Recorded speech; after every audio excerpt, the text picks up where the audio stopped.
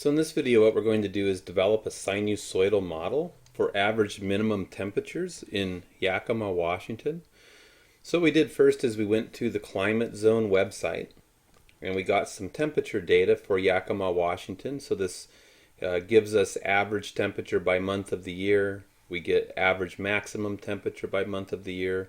And here we have a row that's average minimum temperature by month of the year. And what we're going to do is come up with a sinusoidal model for the average minimum temperature as a function of the month of the year.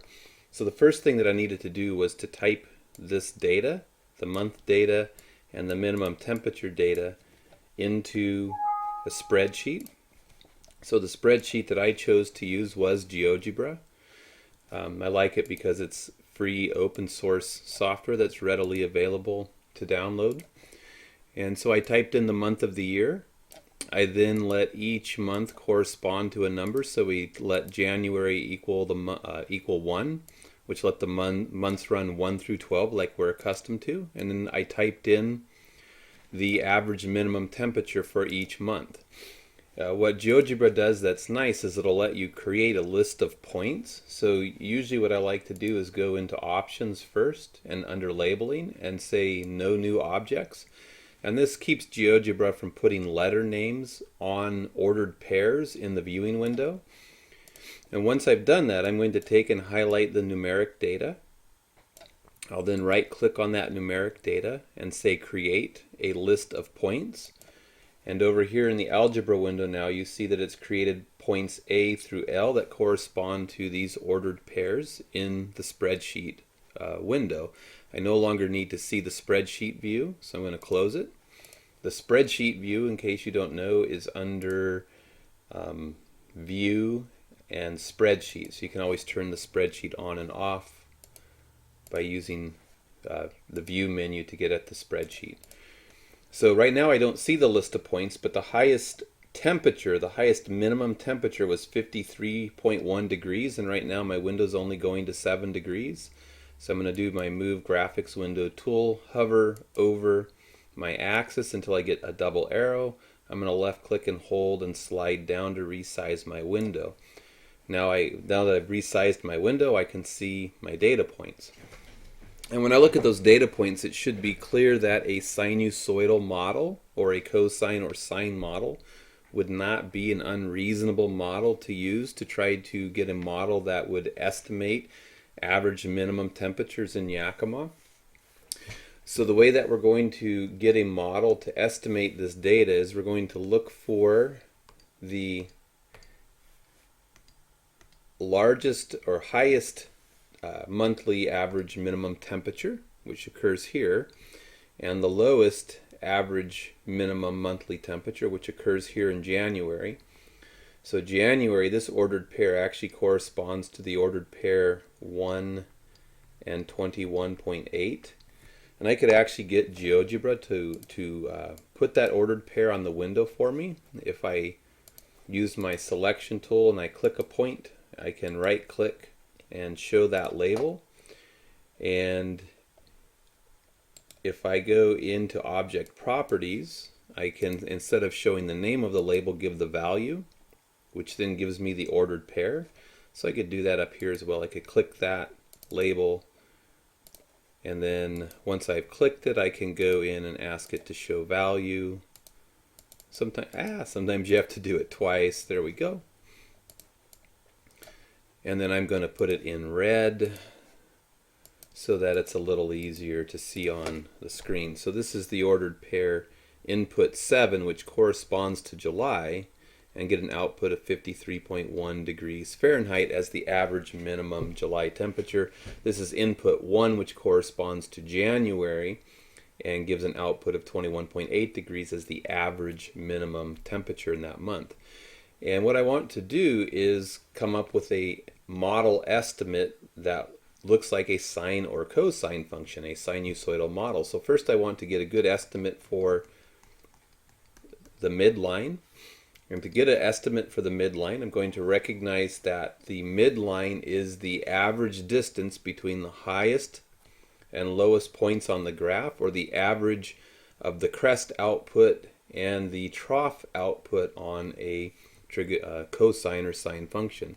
So to get my midline, which also corresponds to the vertical shift of your graph, we're just going to take the average, 53.1, plus the trough occurs at 21.8 degrees.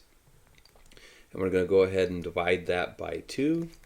And I cheated and worked that out ahead of time, and I got 37.45, and that's actually degrees Fahrenheit for my midline. So somewhere through here is going to be my graph's midline.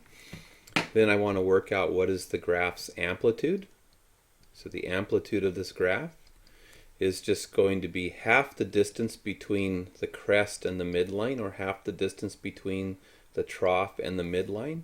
So to calculate that, we take the crest output minus the trough output, high point minus low, and we divide it in half to get half that distance. And I worked that out ahead, and that was 15.65. And technically that's also in degrees Celsius. So I've got my midline, I have my amplitude. The period is easy.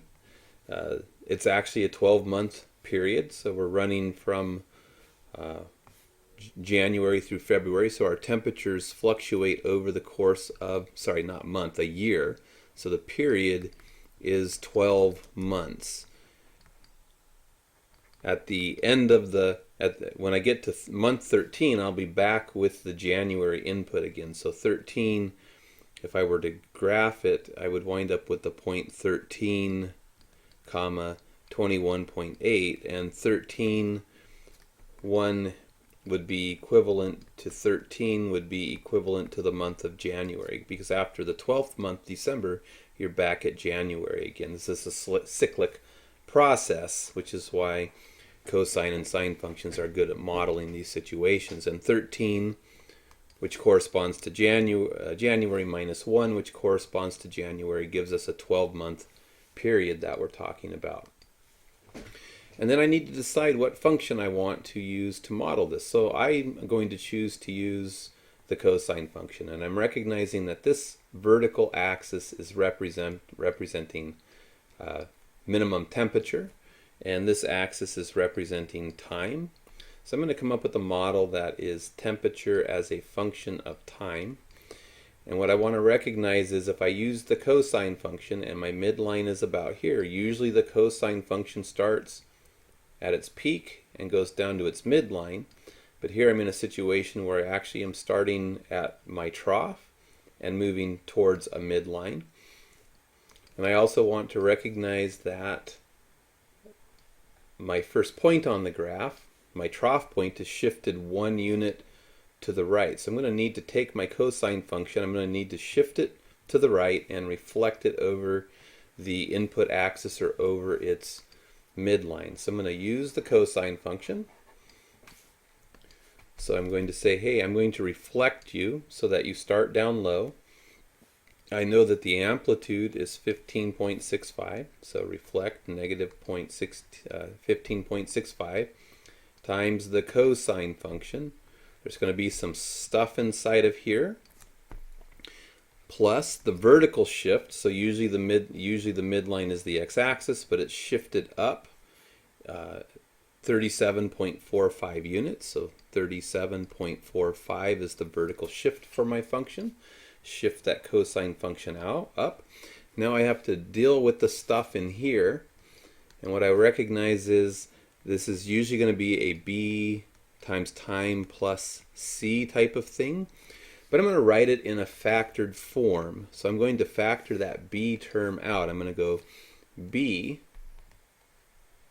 which is the number that adjusts my period, times time, and I'm going to let the shift go here. So we apply the shift directly to the input variable, not a scalar multiple of the input variable. And then if we distribute b in after we find it, we'll know what our function looks like in standard form. So what I want to recognize is if I'm inputting into the cosine function a b times t, that I get one period, which corresponds to time equaling 12 months. So that's actually, that 12 is actually going to need to go where the time is, because it is a time, 12 months. And we know that to get one full cycle, we need 2 pi radians. So I'm going to ask the question, when does b times an input of 12 months generate 2 pi radians, or one trip around the unit circle? I'm going to divide both sides by 12 to get b alone, and then I'm going to reduce that to lowest terms to get pi over 6, and that's going to go in where the b is, right here. So I'm going to replace b with the multiplier that adjusts for the period, so that's pi over 6. And then I'm going to go ahead and look at what is the shift that I need. What do I need to add or subtract from the time variable, a single time variable, to get the appropriate shift? Well, the cosine function, if it weren't shifted, if I reflected, it would start here. I need to shift it 1 to the right. And to shift 1 to the right, I'm going to subtract 1 from that variable. And now I can distribute and put it into standard form. Negative 15.65 cosine pi over 6 times time minus pi over 6 times 1 plus my vertical shift up to my midline of 37.45 units. And then what you always want to do when you're working with a data set is actually graph this function and make sure it looks like it's fitting your data. If it doesn't look like it's fitting your data, then you need to fix something.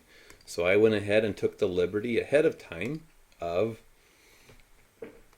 typing the function in to GeoGebra, and there it is. And you can see that even though it's kind of a finger in the air model, it's a very good fit for the data that we have.